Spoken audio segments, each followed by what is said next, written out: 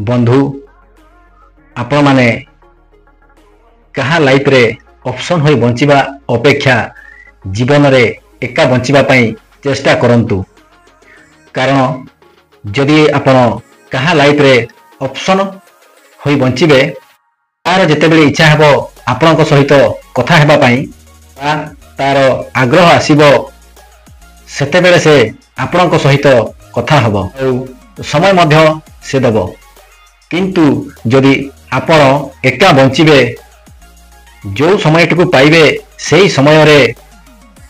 समय रे निजकु निज किपरि भल मनीष टीए करि पारिबे, निज जीवन को किपरि ग्रोथ करि पारिबे बा आगु को बढ़ाई पारिबे सेही कथा आपण माने चिंता करिवे। तेणु जीवन रे आपण कहार ऑप्शन न होई बरम जीवन रे एका होई बंचिबाकू चेष्टा करंतु। देखिबे आपण सुख आउ शांति रे रहिबे। जय जगन्नाथ।